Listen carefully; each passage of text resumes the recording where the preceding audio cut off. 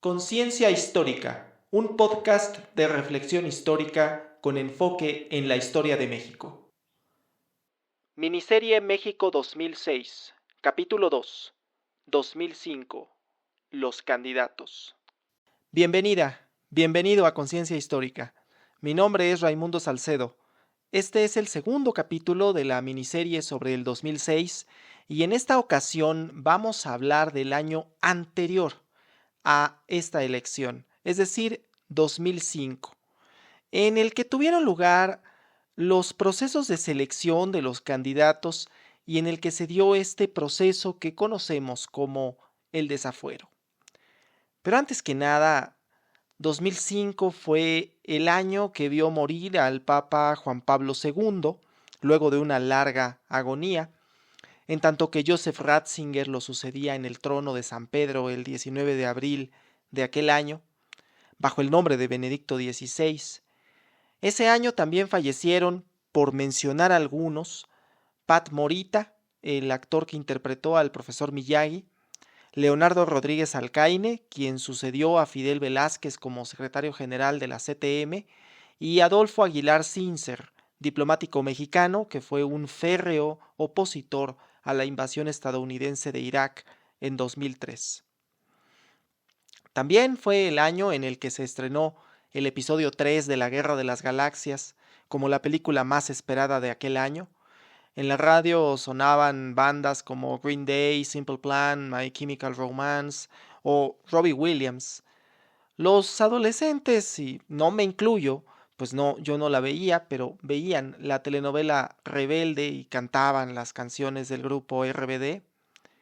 Fue el año en que la selección mexicana sub-17 obtuvo la Copa Mundial de Fútbol y estaban de moda los famosísimos tenis Total 90. También fue el año en que se acabaron los nombres de los huracanes del Atlántico. Fenómenos como Vilma y Katrina quedaron grabados en la memoria colectiva como los huracanes más destructivos en mucho tiempo. Para muchos, sin embargo, 2005 fue el año del desafuero. Para otros, 2005 fue el año previo a la tormenta. 2005. Recuerdo ese 2005 como si hubiera sido ayer. ¿Cómo desenmarañar todo esto que es el 2005? Porque los procesos de selección de candidatos son interesantes, pero todo ello gira, para bien o para mal, en torno al proceso del desafuero que sucedió en aquel año. No obstante, y aunque puede ser atractivo intentar entender esto desde la perspectiva cronológica, en donde el desafuero sucedió ciertamente primero, es decir, desde 2004, me parece más adecuado hacerlo desde una perspectiva más institucional. Así vamos a comenzar por decir que había en aquel entonces 3 partidos políticos que dominaban la escena nacional. Por orden de registro eran el Partido Acción Nacional, el Partido Revolucionario Institucional y el Partido de la Revolución Democrática. Cada uno de ellos con una génesis muy particular, un proceso de articulación y estatutos distintos y, más que nada, partidos que se habían visto en la necesidad de hacer grandes cambios en su democracia interna. Comenzaré, como siempre, por orden de registro y, por lo tanto, me referiré al Partido Acción Nacional en primer lugar. Vamos a remontarnos un tanto cuanto más atrás que ese 2005 para comprender un poco del mecanismo de la selección de candidato que tuvo ese partido. Y vamos a puntualizar que el PAN es un partido de cuadros, en contraposición a los partidos de masas que suelen tener como intención afiliar de forma sistemática, masiva, de ahí su nombre. Partidos como el PAN se interesan más en la formación de sus pretendidos afiliados para que cuando lo sean con una mayor convicción. Es bien conocido que uno de los objetivos primarios del PAN era formar ciudadanos, es decir, provocar que las personas votaran de una manera consciente e informada. El PRI había sido el ejemplo del partido de masas, en tanto que el PAN era el ejemplo del partido de cuadros, que siempre buscó diferenciarse de su némesis. Pero hay que ser claros, durante las primeras 5 décadas de su existencia, el PAN había tenido una presencia realmente marginal. Y como señala el doctor en ciencias políticas Alberto Espejel Espinosa, había conformado el PAN una élite entre sus fundadores, de manera que su selección de candidatos se basaba en una convención nacional, no en una elección directa por parte de sus militantes, pero sí en una convención nacional. La conformación de su dirigencia tampoco era a través de una votación directa. La regla para lograr la selección del candidato era obtener un porcentaje de preferencias, un porcentaje que era bastante alto.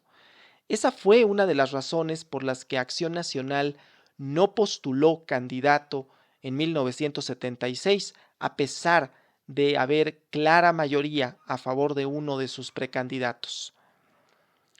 En las elecciones de 1988 y de 1994 había mantenido ese esquema de selección de candidato presidencial, pero ciertamente el PAN comenzaba a ser un partido más conocido, más votado y con más afiliados y simpatizantes. En el partido se habían generado grupos de poder internos que habían ya ganado elecciones municipales, gubernaturas. Estos grupos reclamaban una mayor participación en la vida democrática de su partido. Esto provocó que la selección del candidato para el año 2000 fuera un reto porque el entonces precandidato Vicente Fox proponía una selección más abierta, en donde se hiciera una elección primaria entre toda la base militante y adherente e incluso se proponía abrirlo a los simpatizantes. El mecanismo cambió entonces para tener una elección directa de los militantes del partido. Pronto, y a raíz de la elección del año 2000, el PAN tuvo que lidiar con una nueva realidad: ser el partido en el poder. Y al respecto había serios debates internos sobre el papel que debía tener el presidente de la República en la vida interna del Partido Acción Nacional. Así, por segunda vez en su historia, el Partido Acción Nacional tendría en 2005 una elección directa para seleccionar a su candidato presidencial. Ahora bien, la opinión generalizada era que Fox pretendía imponer como candidato a Santiago Creel, por entonces secretario de Gobernación, quien el 1 de junio de 2005 renunció a ese cargo con la idea de competir por la candidatura a la presidencia de la República. El otro precandidato que se postuló fue Felipe de Jesús Calderón Hinojosa, quien había sido secretario de Energía entre 2003 y 2004, había sido dirigente de su partido. La elección se realizó en 3 etapas, en las que finalmente Calderón se impuso a Santiago Creel en la elección interna. A diferencia de la elección anterior, el PAN iría solo en este proceso electoral, primero en su historia en que era el partido en el poder. Aquí cabe detenerse en un detalle. La democracia interna del PAN había prevalecido frente a los intereses presidenciales, lo que es clara muestra del interés del partido de no caer en la vieja práctica priista del llamado dedazo, mediante el cual el presidente priista imponía dentro de su partido al candidato presidencial y por ende a su sucesor, como ya lo platicamos en el episodio anterior. Al igual que el PRD, hecha la selección de candidato, los militantes del PAN cerraron filas en torno a este, situación que no se daría en el caso del Partido Revolucionario Institucional. Y es que en el caso del Partido Revolucionario Institucional hubo un proceso para seleccionar a su candidato, pues por primera vez en casi 8 décadas, el presidente no era priista y en consecuencia el partido no tenía la presión del Ejecutivo ni el mandato del mismo para señalar al candidato. Sin embargo, se sabía que el entonces presidente del PRI se había adueñado de varios de los cargos que le permitirían ser electo sin problemas. El tabasqueño Roberto Madrazo Pintado competía por la candidatura frente al grupo Unidad Democrática, conocido popularmente como TUCOM, Todos Unidos contra Madrazo, grupo que eligió a Arturo Montiel Rojas, por entonces gobernador del Estado de México, para competir por la candidatura. Montiel entregó la gubernatura del Estado de México en septiembre de ese 2005 a Enrique Peña Nieto. Pero debido a escándalos de corrupción, se tuvo que retirar de la contienda presidencial, lo que dejó libre a Madrazo para convertirse en el candidato del PRI que iba en alianza con el Partido Verde Ecologista de México en lo que se conoció por aquel entonces como Alianza por México. El PRI había tenido que lidiar con una realidad opuesta a la del PAN, porque ahora no era el partido en el gobierno. La idea de consultar a su militancia en una elección abierta del candidato rondaba como una especie de reconducción para el partido que durante 70 años había tenido el camino más o menos fácil para seleccionar al candidato presidencial y para obtener finalmente la presidencia de la República. En el fondo, el PRI estaba empezando a recorrer el camino hacia una democratización, pero atravesando por algo que sucede frecuentemente. Al quitar la cabeza grande, surgen cabezas pequeñas que pretenden adueñarse del poder. De alguna manera, así es como se puede explicar la selección del tabasqueño Roberto Madrazo como candidato a la presidencia de la República por el PRI. Hablemos del Partido de la Revolución Democrática y hablar de la selección del candidato del Partido de la Revolución Democrática en 2005 es hablar necesariamente del desafuero. Si hay un evento en torno al cual giraron la mayoría de los acontecimientos políticos del país, incluyendo la selección de los candidatos de los otros partidos, fue el desafuero. El desafuero. Quiero precisar que fuera de las filias y fobias que podamos tener respecto a la figura de Andrés Manuel López Obrador, debemos entender que en 2004 el entonces jefe de gobierno del Distrito Federal había violado un amparo concedido por un juez federal respecto de un predio que había sido expropiado a finales de la administración de Rosario Robles.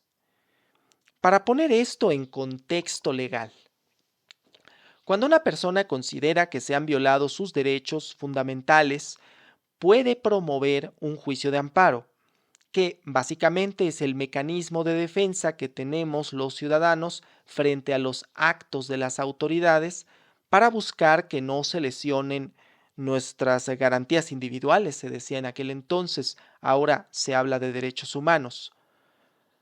Por otro lado, cuando la autoridad considera que necesita algún bien que sea propiedad de un particular, debe hacerlo mediante un procedimiento que conocemos como expropiación, que en pocas y resumidas palabras es una compra forzada.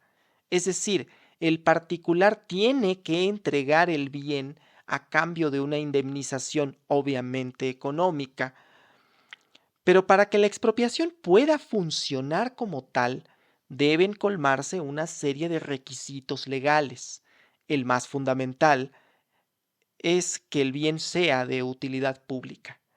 Es decir, que no es a capricho de la autoridad, sino que debe acreditarse que hay una utilidad pública en esa expropiación.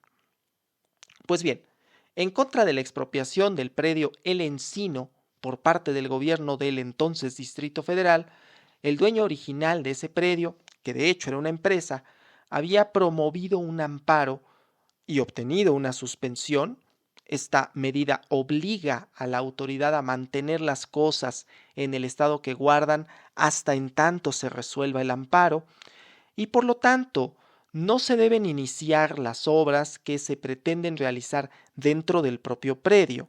Eso no significaba que se suspendiera la obra en general, sino solamente la afectación a ese predio. A la postre, el juez de distrito que conoció de ese amparo concedió la protección federal, esto es, que declaró inconstitucional la expropiación. La sentencia se pronunció el 26 de octubre de 2001 por el juez noveno de distrito en materia administrativa en el entonces Distrito Federal, sentencia que fue de hecho confirmada por el séptimo tribunal colegiado en materia administrativa del primer circuito el 17 de abril de 2002. Fundamentalmente consideró que no había utilidad pública en esa expropiación. Así las cosas, el gobierno del Distrito Federal comenzó las obras de un acceso a un hospital en el predio sobre el cual se había concedido el amparo. Esto en clara contravención a la orden judicial que ordenaba restituir el bien a su dueño. Es preciso mencionar aquí que ni la suspensión ni el juicio de amparo son nuevos, ni eran nuevos en sí mismos en el periodo de gobierno de Andrés Manuel López Obrador en la Ciudad de México. Por otro lado, que una parte fundamental del sistema democrático de todo país es el respeto a la división de poderes y que existen canales legales para revocar una suspensión o los efectos de esta o los efectos de un amparo cuando se considera que fue concedido de manera irregular o que no se colmaron los requisitos legales. Existen recursos que permiten revocar el amparo concedido. Y bueno, de hecho se agotaron. La sentencia se confirmó por un tribunal colegiado. Ninguna autoridad debería de violar una orden de un juez, sobre todo cuando esta orden, esta sentencia ya quedó firme, por muy buenas que sean las intenciones de la autoridad. Es importante decir que para el momento en que se concedió el amparo, el jefe de gobierno del entonces Distrito Federal era Andrés Manuel López Obrador, quien sabía perfectamente de la existencia de estos procedimientos, ya que él tomó posesión de su cargo el 5 de diciembre del año 2000 y la demanda de amparo se presentó un día antes, el 4 de diciembre del año 2000. De ahí que las notificaciones de ese juicio se entendieron en su integridad con la administración López Obrador.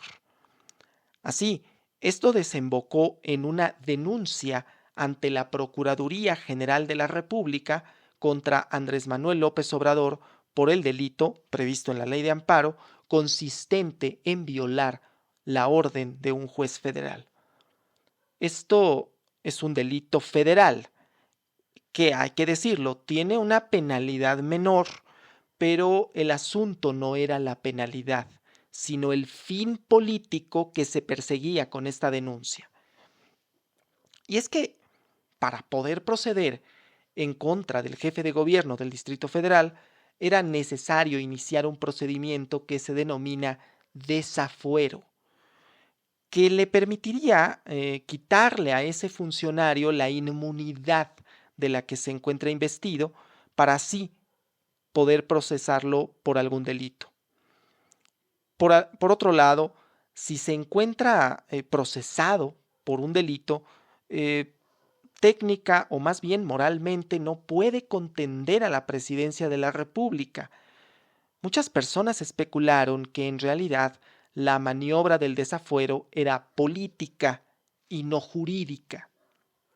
De hecho, Andrés Manuel López Obrador no sería ni la primera ni la última persona en violar una suspensión o un amparo ya concedido, y la cantidad de funcionarios que han sido procesados por este delito es ínfima. Ojo, esto no quiere decir que debió dejarse de ejercer la acción penal. De hecho, esto solo demuestra que nuestro sistema de administración de justicia está completamente rebasado por la corrupción, el influyentismo y la impunidad, que las autoridades pueden hacer lo que quieran, incluso violar la orden de un juez de distrito sin mayores consecuencias. Por otro lado, el desafuero no juzga sobre el delito que se cometió, sino solo permite que se pueda juzgar mientras el funcionario está en el cargo, por lo que si el delito existe, puede procesársele cuando haya concluido su encargo. Esto es lo que deja en claro que la maniobra del desafuero era política y no jurídica. En fin, el gobierno federal inició un proceso de desafuero en mayo de 2004. Un año más tarde, el 7 de abril de 2005, la Cámara de Diputados resolvió, por 360 votos a favor y 127 en contra y 2 abstenciones, retirar el fuero constitucional a Andrés Manuel López Obrador. Cabe decir que el 24 de septiembre de 2003, esto es, antes de que iniciara el proceso de desafuero, la segunda sala de la Suprema Corte de Justicia de la Nación determinó que previo a resolver sobre el incumplimiento del gobierno del Distrito Federal, debía seguirse un procedimiento para demostrar si era jurídicamente factible una figura que conocemos como cumplimiento sustituto de la ejecutoria de amparo. Esto es, que en vez de que se le restituyera a la empresa el predio que originalmente se le había expropiado, se le pagara la cantidad equivalente a su compra. Para que esto procediera de esa forma, era necesario demostrar que las afectaciones a la sociedad eran mayores a los beneficios que recibiría la empresa quejosa con la restitución del predio. Esto es, que para el 2005 el proceso del amparo de esta expropiación no había determinado de forma concluyente el incumplimiento por parte del gobierno del Distrito Federal, aunque, como se ha visto, la Cámara de Diputados determinó retirarle la protección constitucional al jefe de gobierno del entonces Distrito Federal, Andrés Manuel López Obrador, quien había convocado a una marcha masiva en abril de 2005, en la cual un amplio sector de la sociedad se pronunciaba en contra del proceso de desafuero. Con el desafuero consumado, la única gran pregunta era ¿cuándo se procedería penalmente en contra del todavía jefe de gobierno y cuánto tiempo tardaría la administración foxista en dar la estocada final contra un funcionario que, es claro, no era de su agrado? De primera mano puedo decir que una de las dudas que surgían entre la población era si Andrés Manuel López Obrador aún era jefe de gobierno del Distrito Federal. Y es que, reitero, el tinte político del desafuero era muy notorio, y la prensa internacional no tuvo mucha clemencia para con la administración Fox. Tampoco la opinión pública a nivel nacional, que en suma se refería a que esta maniobra se enmarcaba como un retroceso a las prácticas antidemocráticas que el PRI había tenido en sus más de 70 años de gobierno en México. Tal vez fue por esta razón que finalmente el 2 de junio de aquel 2005, la PGR decidió no ejercer acción penal en contra de Andrés Manuel López Obrador, lo que le dejó el camino libre para ser candidato a la presidencia de México. No solo eso, el desafuero tuvo como consecuencia que el nombre de Andrés Manuel López Obrador se conociera a nivel nacional y que la maniobra fuera vista y criticada por amplios sectores de la población.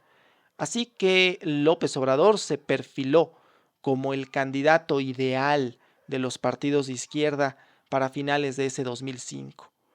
Se convirtió en el candidato del Partido de la Revolución Democrática, el Partido del Trabajo y Convergencia por la Democracia, hoy Movimiento Ciudadano, que formaron la coalición por el bien de todos. Esto se debió en gran medida a que en las elecciones de julio del año 2000, el llamado líder moral del PRD, Cuauhtémoc Cárdenas Solórzano, había quedado tercero en las preferencias electorales y había pasado de ser el líder carismático de la izquierda que fue en la elección de 1988, en la que a coto no existía el PRD, a ser un líder marginal cuyo poder había ido menguando dadas las derrotas electorales de 1994 y del año 2000. La era en la que Cárdenas le proveía votos al PRD había terminado e iniciaba la era en que López Obrador lo hacía. Aquí hay que acotar que, si bien es cierto, el tema también de los videoescándalos y el desafuero habían generado simpatía hacia López Obrador. También lo es que los grupos cupulares internos del PRD no le proveyeron un apoyo incondicional, sino que, por lo contrario, lograron colocar a sus propios candidatos en las listas de representación proporcional tanto para el Senado como para la Cámara de Diputados. No obstante, todos cerraron filas frente a la candidatura de Andrés Manuel López Obrador, al considerar las amplias posibilidades que éste tenía de ganar la elección presidencial. Finalmente, diremos que había dos partidos políticos de nueva creación. Nueva Alianza, partido que fue creado por la entonces secretaria general del Sindicato Nacional de Trabajadores de la Educación, Elba Ester Gordillo, partido que eligió a Roberto Campas Cifrián. Y, por otro lado, el Partido Alternativa Socialdemócrata y Campesina, que postuló a Patricia Mercado Castro. De esta forma, México tenía 5 candidatos a la presidencia de la República, uno menos que en la elección anterior. La mesa estaba puesta entonces para la elección de 2006. La campaña comenzaría meses después, pero eso será en el próximo episodio del podcast Conciencia Histórica. Bien, esto ha sido todo por ahora. Te agradezco si has escuchado hasta el final de este episodio y te invito a suscribirte a mi canal de YouTube si aún no lo has hecho, así como a regalarme tu like. Créeme que me ayuda bastante y también puedes considerar hacer alguna donación a través del enlace de PayPal que se encuentra en la descripción de este episodio. Puedes seguirme en todas mis redes sociales como @RaymanSF17. Puedes dejar algún comentario o responder a la pregunta que se encuentra en Spotify, así como rankear este podcast. Recuerda que también puedes seguir el contenido del podcast Historia Universal Contemporánea, en el que estamos platicando sobre la Segunda Guerra Mundial. Muchas gracias y hasta la próxima.